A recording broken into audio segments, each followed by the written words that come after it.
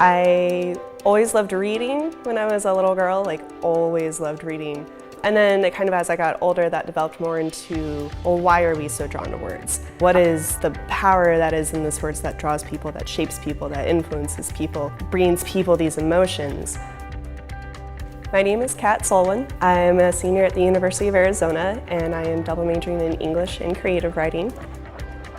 The classes have been phenomenal, and they have been so widely varied, which I think that's kind of another common misconception of you're studying English, you're going to be studying, early American British literature, and that's it. I'm reading House of Leaves in a Gothic horror literature class that I'm taking right now. It is so varied, and you can always find a class that will suit your interests in literature. I've taken classes about fiction of the apocalypse, science fiction adaptation, short stories, classes that look at books and then their movies, and we compare which is better. You can't say this is the House of Leaves and this isn't the House of Leaves. The reason why I chose English when I first came to the U of A with not a clue what college was like was because English was my favorite subject in high school, and I liked writing sassy essays, so I decided to come to English here, originally because I wanted to teach. What we do in the English major is we study not only the language, but we also study the literature, history of people thinking through language and asking questions about their world around them and the meaning of life, the meaning of why we're here.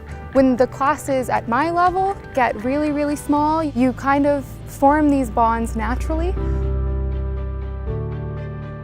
The English major obviously has excellent written and verbal skills, excellent communication skills. The other aspects, though, are hard to quantify, but they have to do with social intelligence, and they have to do with adaptable, intuitive, independent thinking and critical thinking.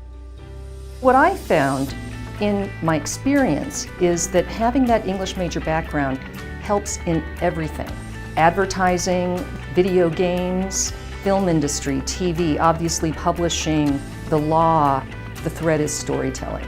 The kinds of activities that you do in an English major, those kinds of discussions, that kind of adaptable, innovative, original, independent thinking, shape them into the kinds of people who are poised to succeed in almost any field.